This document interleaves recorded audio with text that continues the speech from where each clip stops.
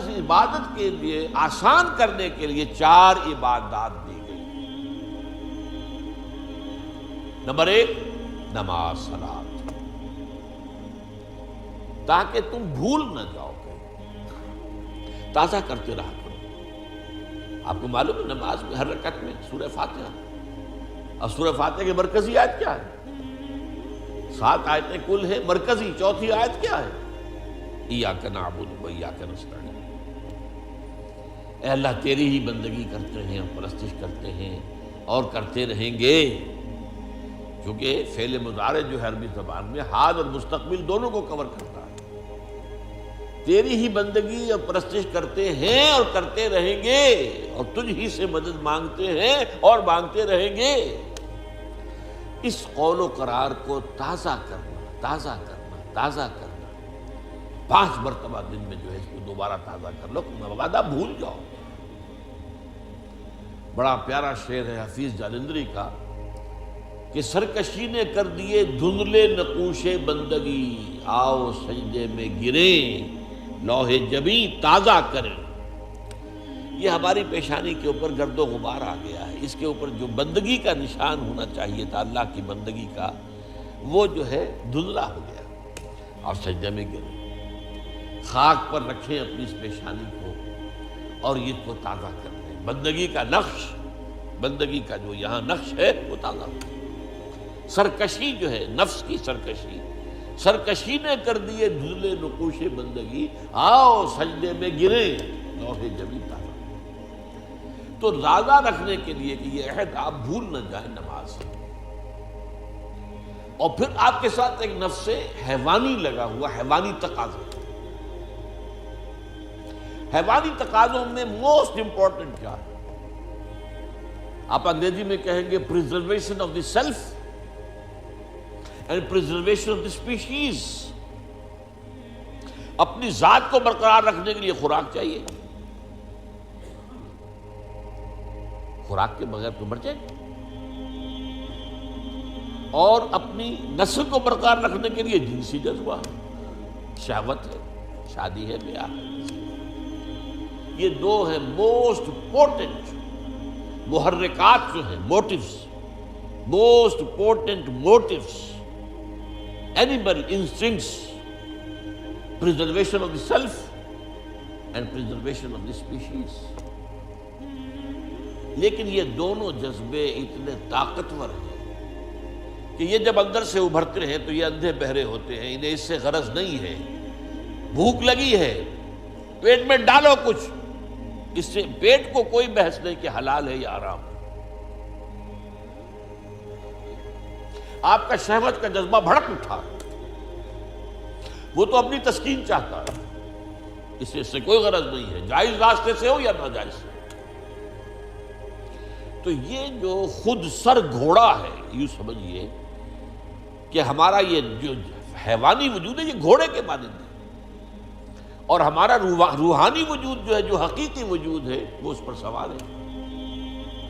اگر گھوڑا منہ زور ہے اور سوار کمزور ہے تو وہ گھوڑا جو ہے، وہ جو سوار ہے، وہ گھوڑے کے رحم و کرم پر ہے، جہاں چاہے گا لے جا کے پٹک دے گا۔ وہ سوار کی مرضی سے تو نہیں جائے گا، جدھر وہ چاہے گا جائے گا، اور جہاں چاہے گا پٹک دے گا۔ تو اس منہ زور گھوڑے کے اوپر سوار ہونے کے لیے آپ کو ذرا اپنی خودی، اپنی انا، اس کو بھی طاقتور کرنے کی ضرورت ہے۔ اس اپنی خودی اور انا کو طاقتور کرنے کے لیے روزہ رکھ دیا گیا۔ پورا دن بھوکے رہو، برداشت کرو، پیاس بھی ہے تو برداشت کرو۔ یہ ساری سہولتیں جو آج ہمیں حاصل ہیں، کبھی حاصل تو نہیں تھی نا۔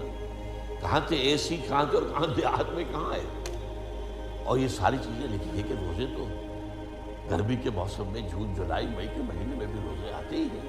برداشت کرو، بھوک کو برداشت کرو، کھانے کی چیزیں موجود ہیں لیکن نہیں کھاؤ، جائز چیزیں موجود ہیں، جائز نہیں۔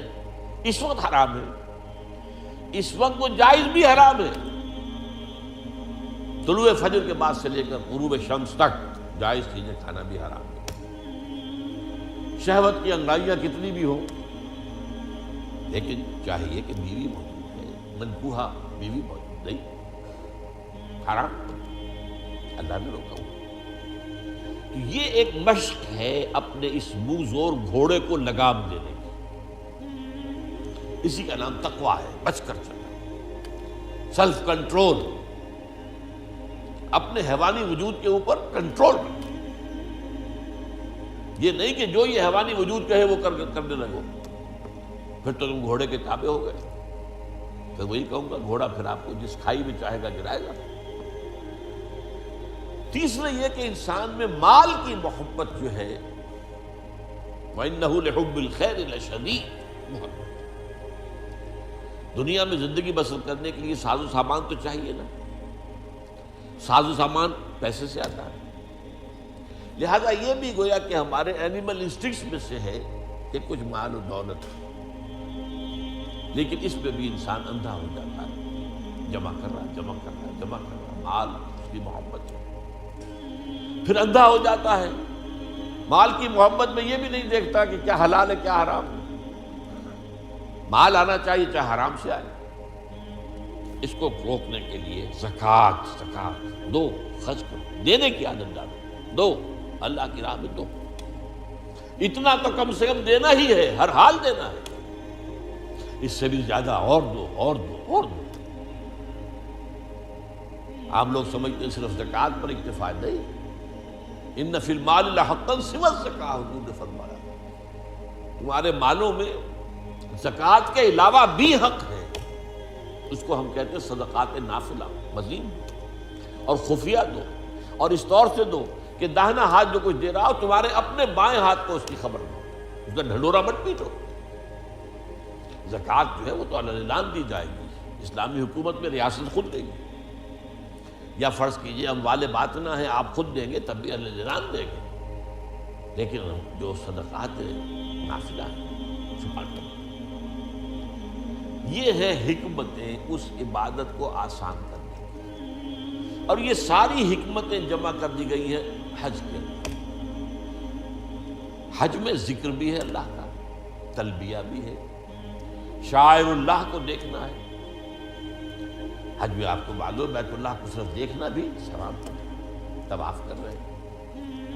پھر یہ جب احرام میں ہیں آپ تو پابندیاں بھی نفسیانی جو ہے، جو روزے والی پابندیاں بھی کچھ آ جاتی ہیں، تعلق زن و شو نہیں ہو سکتا، چاہے بیوی ساتھ ہے، احرام کے اندر ہے وہ تعلق حرام، پھر پیسہ بھی خرچ ہوتا ہے۔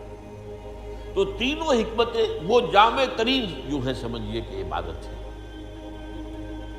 اسی لیے کہا گیا ہے کہ حج مبرور جو ہے وہ شے ہے جو حج اللہ کے قبول ہو جائے، وہ شے ہے کہ جس کے بعد انسان کے سابقہ زندگی کے سارے گناہ معاف ہو جاتے ہیں، اور وہ ایسے ہو جاتا ہے جیسے آج ہی اس کی ماں نے اسے جنا ہے، جیسے وہ آیا ہے بچہ معصوم ماں کے پیٹ سے، ایسے ہی وہ معصوم ہے، لیکن وہ حج مبرور،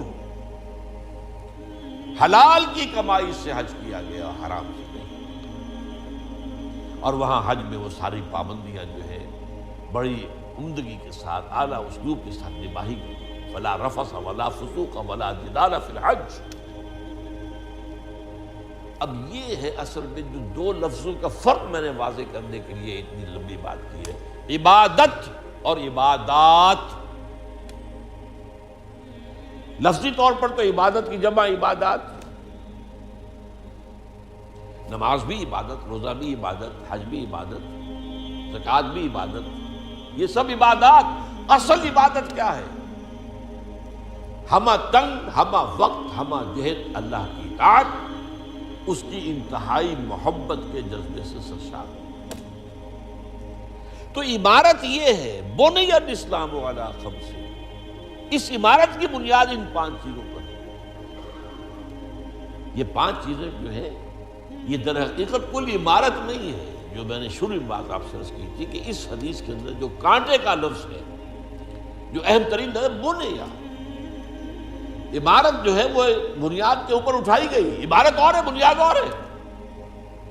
ان کو ایک سمجھ لینا خلط مبحث ہے، یہی ہماری غلط فہمیوں کا، مغالطوں کا، گمراہیوں کا سبب بن گیا۔